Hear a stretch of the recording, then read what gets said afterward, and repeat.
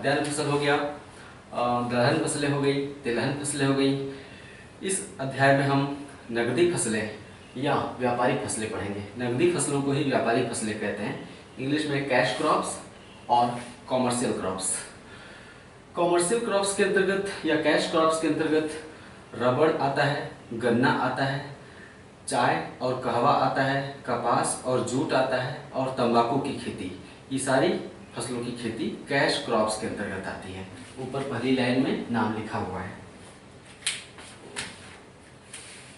ये सभी नकदी या व्यापारिक फसलें। सबसे पहले हम स्टार्ट करेंगे गन्ना से। गन्ना ग्रैमीनी कुल का पौधा है। चावल भी ग्रैमीनी कुल का है, गेहूं भी ग्रैमीनी कुल का है और गन्ना भी ग्रैमीनी कुल का पौधा है।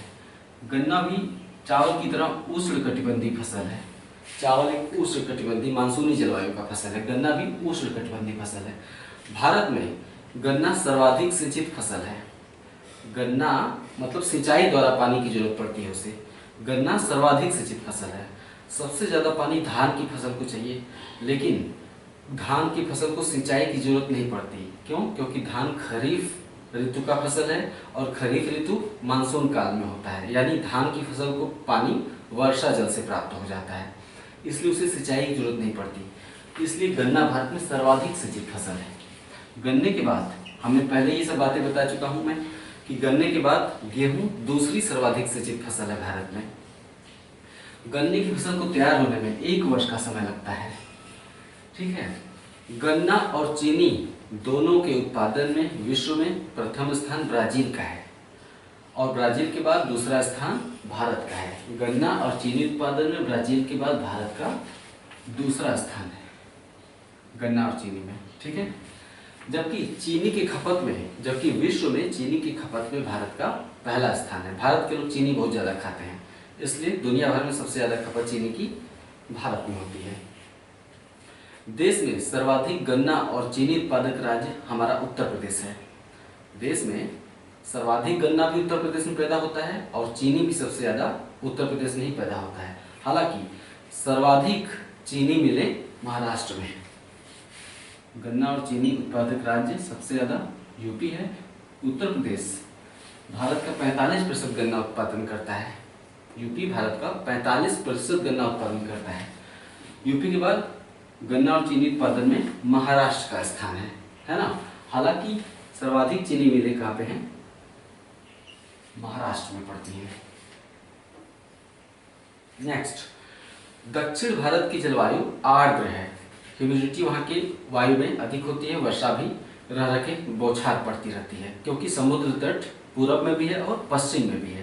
तो जो दक्षिणी भारत है अर्थात तमिलनाडु, आंध्रा और महाराष्ट्र, कर्नाटक का क्षेत्र, दक्षिणी भारत में जलवायु आर्द्र है, इसलिए वहाँ का गन्ना अधिक रस वाला और अधिक मोटा होता है।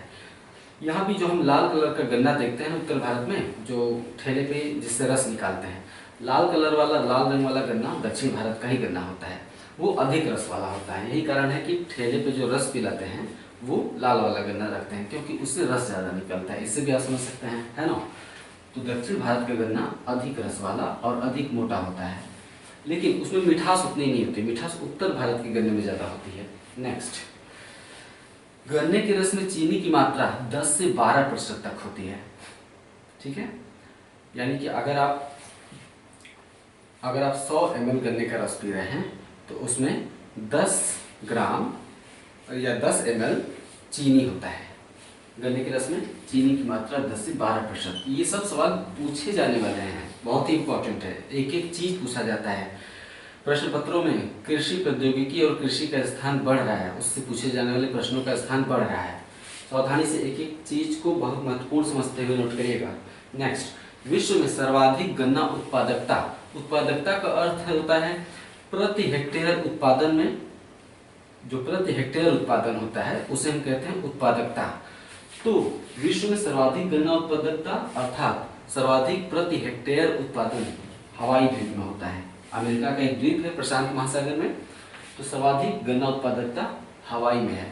हवाई के बाद दूसरा स्थान, हवाई तो एक द्वीप है यूएसए के अंतर्गत, और दूसरा स्थान क्यूबा का है। प्रति हेक्टेयर उत्पादन में दूसरा स्थान क्यूबा का है। क्यूबा को हम बचपन से पढ़ते आए हैं, क्या कहते हैं जानते हैं आप। नेक्स्ट, भारतीय चीनी तकनीक संस्थान, एक ही जगह मैंने लिख दिया है, इसमें कंफ्यूजन हो जाता है अक्सर। भारतीय चीनी तकनीक संस्थान कानपुर और भारत गन्ना अनुसंधान संस्थान लखनऊ। चीनी तकनीक संस्थान कानपुर, गन्ना अनुसंधान संस्थान लखनऊ में है। नेक्स्ट, उचित और लाभकारी मूल्य, इसके विषय में जान लेते हैं। भारत सरकार विभिन्न खाद्यान्न फसलों के संदर्भ में न्यूनतम समर्थन मूल्य जारी करती है, एमएसपी, न्यूनतम समर्थन मूल्य क्यों जारी करती है? मान लेते हैं गेहूं कटाई का सीजन आ गया है। गेहूं कटाई के सीजन में बाजार में इतना ज़्यादा गेहूं हो जाता है कि गेहूं की कमी नहीं रहती है। अब किसान बेचारा अगर बाजार में ले जाएगा गेहूं बेचने, तो दुकानदार क्या कहेगा? दुकानदार अपना मूल्य लगाएगा कि ठीक है, हमको 500 रुपये में कुंतल दे दो या 800 रुपये में कुंतल दे दो, एक कुंतल गेहूँ। क्यों? क्योंकि बाजार में गेहूं की कमी नहीं है ना। तो जो उसमें किसान मूल भाव की स्थिति में नहीं होता है, उसमें दुकानदार मूल भाव की स्थिति में होता है, क्योंकि बाजार में हर तरफ गेहूं पसरा पड़ा है। रबी की जब कटाई होती है, अप्रैल और मई में गेहूं की जब कटाई होती है, तो अब किसान इतनी मेहनत से गेहूं गाया, क्योंकि बाजार में हर तरफ गेहूं है, इसलिए किसान मोल भाव नहीं कर सकता, क्योंकि वो नहीं बेचेगा तो कोई दूसरा बेच देगा। दुकानदार के पास गेहूं की कमी नहीं है, जो व्यापारी होता है गेहूं का, उसके पास गेहूं की कमी नहीं है, तो गेहूं को सस्ते में खरीदना चाहेगा, है ना। तो फसल कटाई के मौसम में किसान बहुत संकट में आ जाता है कि अपना गेहूं ले कहाँ जाए। अगर भंडारण भी नहीं कर सकता, क्योंकि उसके पास उतनी रखने की जगह नहीं है। और दूसरी बात, किसान गेहूं या कोई भी फसल उपजाता इसलिए है ताकि उसके एवज में उसके हाथ में तुरंत पैसा आ जाए। दो तरह के किसान होते हैं, एक तो अपने खाने के लिए उपजाते हैं, जो अपने खाने के लिए उपजाते हैं वो रख लेते हैं, लेकिन जो अपने खाने से अतिरिक्त उपजाते हैं गेहूँ, वो चाहते हैं कि बेच दें और उसके बाद वो अपना सारा काम करते हैं उस पैसे से, क्योंकि किसान का पैसा गेहूं या चावल से ही आता है, तो उसे तुरंत पैसा चाहिए। तो सरकार किसानों को एक सुरक्षा देती है। कैसे सुरक्षा? एमएसपी द्वारा न्यूनतम समर्थन मूल्य जारी करती है। वर्तमान में वर्ष 2017-18 कृषि वर्ष 2017-18 में गेहूं का समर्थन मूल्य था 1625 रुपया प्रति कुंतल। यानी सरकार ने एक बीमा जारी कर दिया। क्या बीमा है? एमएसपी एक बीमा होती है, एक सुरक्षा होती है कि तुम्हारा गेहूं कोई नहीं लेगा तो हम लेंगे। सरकार कहती है कितने में? 1625 रुपया प्रति कुंतल। अब क्या है कि अगर सरकार ने रेट तय कर दिया 1625, तो बाजार में भी 1625 से नीचे नहीं जाएगा, जाएगा भी तो बहुत जाएगा, 1600 रुपये प्रति कुंतल जाएगा, है ना। क्यों? दुकानदार भी विवश हो जाएगा, क्योंकि दुकानदार के पास कोई किसान जाएगा नहीं, सारा किसान कहाँ ले जा रहा है? किसान सरकार के पास गेहूं ले जा रहे हैं, तो दुकानदार भी विवश हो जाएगा 1625 में खरीदने पर, है ना। लेकिन ये तो हो गई एमएसपी खाद्यान्न फसलों के संदर्भ में जारी की जाती है। न्यूनतम समर्थन मूल्य खाद्यान्न फसलों के संदर्भ में सरकार जारी करती है। सरकार किसानों से गन्ना नहीं खरीदती है। क्यों? क्योंकि गन्ना सीधे चीनी मिल मालिकों के पास जाता है। किसान जो गन्ना उपजाता है वो सीधे चीनी मिलों में ले जाता है, क्योंकि गन्ने के रस से चीनी कहाँ बनाई जाती है? चीनी मिलों। तो सरकार ने चीनी मिलों की अथॉरिटी दी है कि तुम किसानों से गन्ना खरीद कर चीनी बनाओ। तो सरकार प्रत्यक्ष किसानों से गन्ना तो लेती नहीं है। तो गन्ने के संदर्भ में सरकार उचित और लाभकारी मूल्य जारी करती है। इसका नाम न्यूनतम समर्थन मूल्य नहीं होता है, इसका नाम उचित और लाभकारी। प्रश्न क्या बनेगा? उचित, सरकार द्वारा उचित और लाभकारी मूल्य किसके संदर्भ में जारी किया जाता है? रबड़ के संदर्भ में, गेहूं के संदर्भ में, सोयाबीन के संदर्भ में, गन्ने के संदर्भ में। गन्ना आपका उत्तर होगा। सरकार गन्ने के संदर्भ में उचित और लाभकारी मूल्य जारी करती है। यह वह मूल्य है सरकार द्वारा गन्ने के संदर्भ में घोषित, यह वह मूल्य है जो चीनी मिलों द्वारा गन्ना किसानों को चुकाना अनिवार्य है। यानी सरकार जो भी उचित और लाभकारी मूल्य तय कर दे, चीनी मिल मालिक किसान को वही मूल्य देंगे। चीनी मिल मालिक उससे कम प्राइस नहीं दे सकते हैं किसान को। यानी सरकार चीनी मिल मालिकों को बाध्य करती है कि इससे कम प्राइस तुम किसानों को नहीं दोगे। तो यह वह मूल्य जो चीनी मिल मालिकों द्वारा गन्ना किसानों को चुकाना अनिवार्य है। वर्ष 2017-18 में गन्ने का उचित और लाभकारी मूल्य 255 रुपया प्रति कुंतल है। इसी वर्ष 2017-18 में गन्ने का उचित और लाभकारी मूल्य 255 रुपया प्रति कुंतल है। कपड़ा उद्योग के बाद चीनी उद्योग, गन्ने से चीनी बनाई जाती है ना, तो कपड़ा उद्योग के बाद चीनी उद्योग देश का दूसरा सबसे बड़ा कृषि आधारित उद्योग है। चीनी उद्योग देश का दूसरा सबसे बड़ा कृषि आधारित उद्योग है। गन्ना और मक्का C4 फसलें हैं, मक्का भी है और गन्ना भी है। C4 फसलें क्या होती हैं? वो फसल जो प्रकाश संश्लेषण के दौरान ऑक्सैलो एसीटेट बनाती हैं। ठीक है, C4 पौधे प्रकाश संश्लेषण या फोटोसिंथेसिस के दौरान ऑक्सैलो एसीटेट बनाते हैं, इनकी ये खासियत होती है। नेक्स्ट, अब अगली फसल है रबड़। रबड़ के बारे में जानते हैं। रबड़ उष्णकटिबंधीय पौधा है। उष्णकटिबंधीय मतलब होता है ट्रॉपिकल, विषुवत रेखा के आसपास। रबड़ एक उष्णकटिबंधीय पौधा है। रबड़ का मूल निवास स्थान या उत्पत्ति केंद्र, हर पौधे का एक मूल निवास स्थान होता है। बाद में लोग अपने फायदे के लिए उसकी खेती जगह जगह करने लगते हैं, तो कोई भी फसल दुनिया भर में फैल गई है। लेकिन जब खेती प्रचलन में नहीं थी तो कोई भी पौधा जंगल में पाया जाता था, गेहूं भी, चावल भी और गन्ना भी।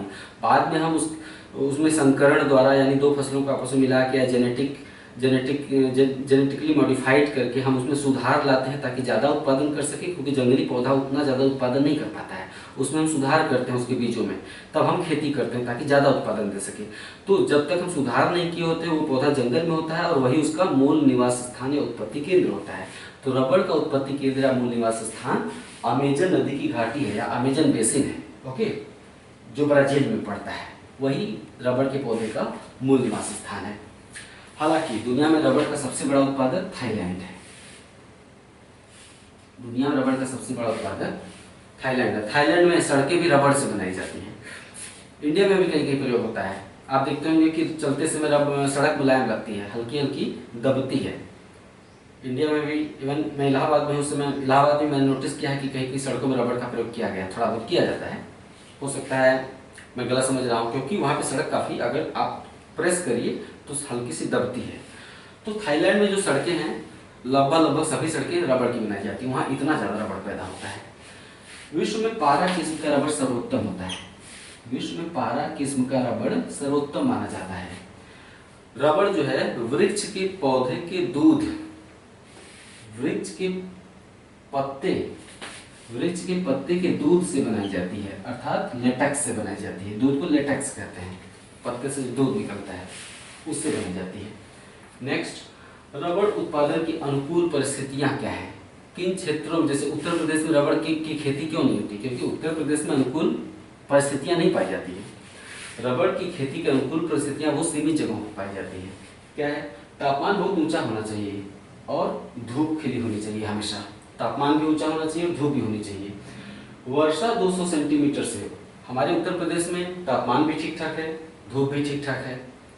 हाँ, तापमान, ठंडी का अगर मौसम आ गया तो उत्तर प्रदेश में तापमान बहुत नीचे चला जाता है उत्तर भारत में। लेकिन दक्षिण भारत में क्या है, ऊंचा तापमान भी है और धूप भी हमेशा रहता है ना। दूसरी परिस्थिति 200 सेंटीमीटर से अधिक वर्षा। उत्तर भारत में 200 सेंटीमीटर से अधिक वर्षा नहीं होती है। उत्तर भारत में होने वाली वर्षा 100 से 150 सेंटीमीटर होती है।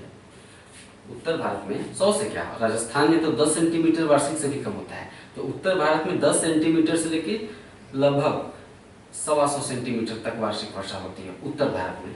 लेकिन दक्षिण भारत में वर्षा, जैसे पश्चिमी घाट, मालाबार तट, वहाँ पर 250 सेंटीमीटर से भी अधिक वार्षिक वर्षा होती है। तो रबड़ के पौधे को 200 सेंटीमीटर से अधिक वार्षिक वर्षा चाहिए, है ना। लेटराइट या लाल मिट्टी का क्षेत्र होना चाहिए, ठीक है। इसीलिए भारत में रबड़ उत्पादन की अनुकूल परिस्थितियाँ दक्षिण भारत के राज्यों में पाई जाती हैं। भारत में रबड़ उत्पादन की अनुकूल परिस्थितियाँ दक्षिण भारत के राज्यों में पाई जाती हैं और केरला रबड़ का सबसे बड़ा उत्पादक राज्य है, क्योंकि ये सारी परिस्थितियाँ दक्षिण भारत में ज़्यादा पाई जाती हैं।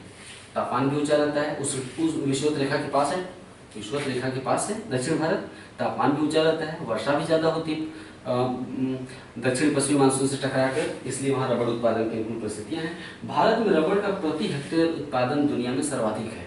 अच्छी बात यह है कि भारत में रबड़ का जो प्रति हेक्टेयर उत्पादन होता है, रबड़ की उत्पादकता दुनिया में सर्वाधिक है। लेकिन भारत का रबड़ उत्पादन में दुनिया में चौथा स्थान है, लिखा हुआ है यहाँ पे कहीं।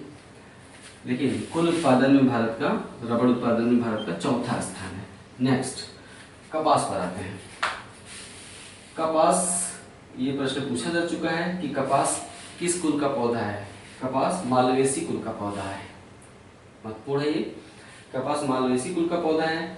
दुनिया में कपास की खेती के अंतर्गत सबसे ज्यादा क्षेत्रफल हमारे इंडिया में कपास की खेती के अंतर्गत सबसे ज़्यादा खेत अर्थात क्षेत्रफल इंडिया में है, लेकिन कपास उत्पादन में चीन के बाद भारत का दूसरा स्थान है। चीन के बाद दूसरा स्थान है भारत का। नेक्स्ट,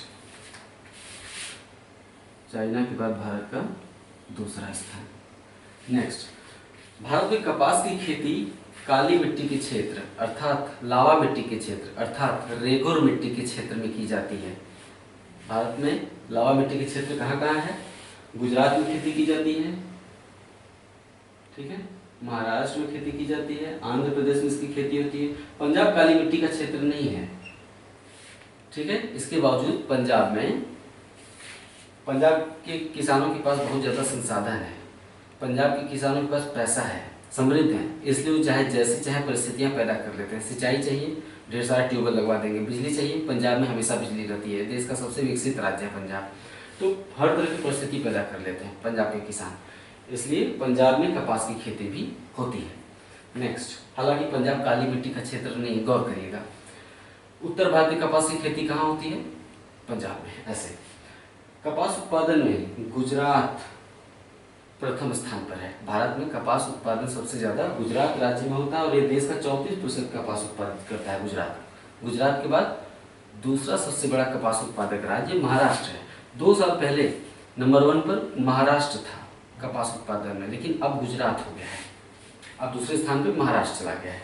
नेक्स्ट, ये सवाल पूछा जा चुका है, इसलिए जो सवाल पूछे जा चुके हैं उन्हें घुमा फिरा कर फिर पूछा जाएगा, इतना तय है।